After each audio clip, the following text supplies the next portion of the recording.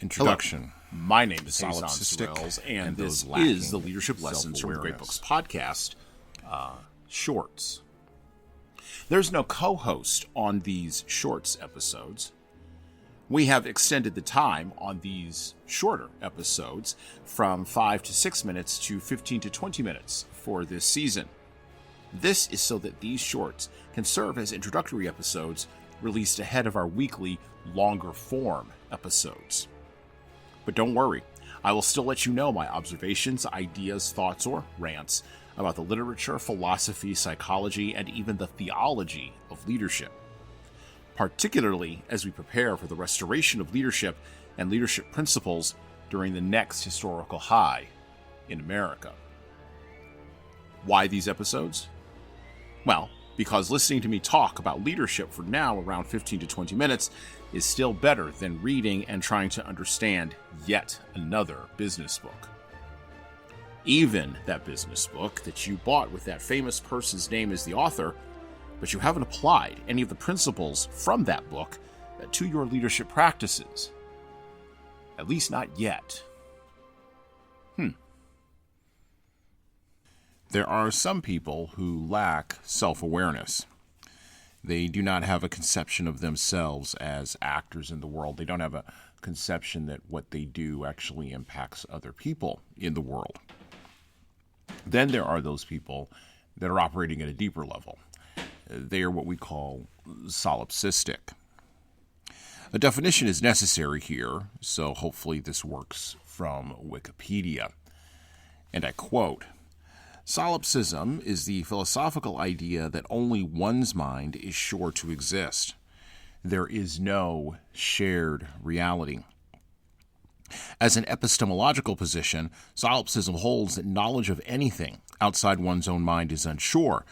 The external world and other minds cannot be known and might not exist outside the mind." Close quote. As a philosophical designation, solipsism, as a definition for these people who we would traditionally say lack self-awareness, works better as a descriptor than the persistent psychological diagnosis in our postmodern internet-driven communication world, where the diagnosis of narcissism is used as a discourse-stopping epithet of our current political and even cultural moment. There is an idea embedded in that solipsism definition from Wikipedia that infants are naturally imbued with solipsism, but that they mature eventually into a theory of mind about other people as they develop. By the way, in case you don't remember, theory of mind is the psychological idea that a person can develop the capacity to understand other individuals by ascribing or by imprinting mental states upon them. A theory of mind includes the understanding that other people's beliefs, desires, intentions, emotions, and thoughts may indeed be different from one's own. They may indeed exist in the first place. Solipsism dispenses with all of that. And to a certain extent, to grow out of solipsism and to grow into a robust theory of mind, a person, an individual, must be faced relentlessly and ruthlessly with resistance, challenges, and disagreements from other people. Not only in discourse, not only in conversation, not only in disagreement, but also deeply in practical reality, with, of course, practical consequences. This is where the power of negotiation comes in, of course.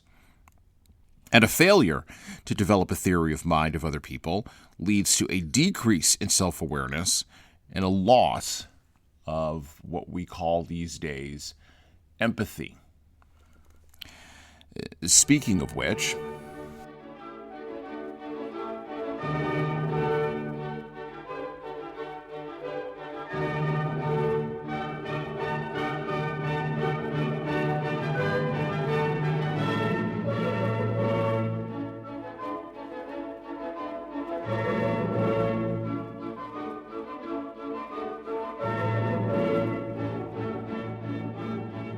our author this week is the writer, essayist, and cultural observer of the last half century, born in 1938 and died in 2021, Joan Didion. And in a notorious 1980 essay, Joan Didion, Only Disconnect, the critic, Barbara Grizzuti Harrison, called Didion, quote, a neurasthenic share, unquote, whose style was, quote unquote, a bag of tricks, and whose subject, quote unquote, is always herself. In essence, Grizzuti Harrison called Didion solipsistic and described her as lacking in empathy for other people. She didn't have to resort to the rhetorical play of describing her as narcissistic because the accusation stuck. Matter of fact, it was so close to the target that years later, many years later, in the early 21st century, in a New Yorker article about Didion, the journalist mentioned that the criticism, quote, still gets her, meaning Didion's, hackles up decades later, close quote. Joan Didion prided herself on being able to write a sentence about subjects, ideas, and material topics that were at the edges. In her essay about writing, written for the New York Times, titled Why I Write, from 1976, she has this telling quote, I do not think in abstracts. During the years when I was an undergraduate at Berkeley, I tried with a kind of hopeless late adolescent energy to buy some temporary visa into the world of ideas, to forge for myself a mind that could deal with the abstract. In short, I tried to think. I failed. My attention veered inexorably back to the specific, to the tangible, to what was generally considered by everyone I knew then, and for that matter have known since, the peripheral. I would try to contemplate the Hegelian dialectic and would find myself concentrating instead on a flowering pear tree outside my window and the particular way the petals fell on my floor. I would try to read linguistic theory and would find myself wondering instead if the lights were on in the Bevatron up the hill. When I say that I was wondering if the lights were on in the Bevatron, you might immediately suspect, if you deal in ideas at all, that I was registering the Bevatron as a political symbol, thinking in shorthand about the military-industrial complex and its role in the university community, but you would be wrong. I was only wondering if the lights were on in the Bevatron and how they looked. A physical fact.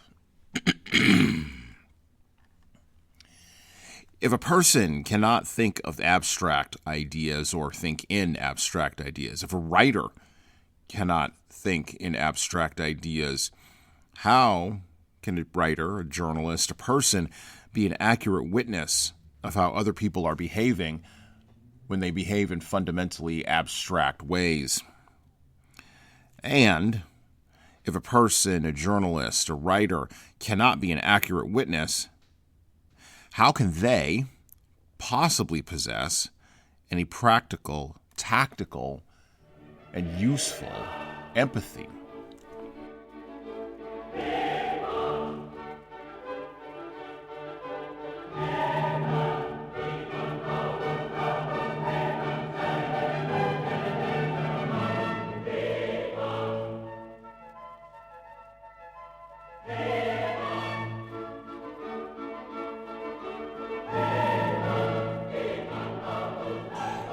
In our time, deep in the year 2026, deep in the social media-driven, very online culture of 2026, we've all imbibed too much, far too much, of the Didion Kool-Aid.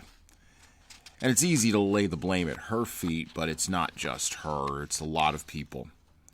The solipsistic lack of a theory of mind that causes all of us to resort to terms like narcissistic, fascist, or even racist, when we are confronted by the reality of minds that work differently than our minds do, is endemic, which we neither know nor understand fully anyway. Lacking self-awareness and bristling with the confidence bred from fragile egos buttressed by trophies for just showing up, we are inevitably confronted by a world of abstractions and, of course, a world where a need for practical, not marketed empathy is highly necessary. And, of course, because we have fragile egos and because we are solipsistic and Of course, we lack self-awareness and empathy. We are unable to summon up the will, the desire to grow that empathy and to force ourselves to do the hard things necessary to grow in that empathy in real ways. And so, we are witness to events we cannot understand in our devices, in between scrolls on our social media feeds, and all is reduced to entertainment that either makes us feel good or doesn't make us feel good. These two designations, these feeling good designations, are not enough to shake us out of our socially induced ennui, reinforced atop a foundation of solipsism thick enough these days to choke an elephant. And maybe this is where nihilism and absurdity with deconstructionism at scale ends us up as a society. And maybe there's a lot of work we need to do in order to fix this. And well, that's it for me.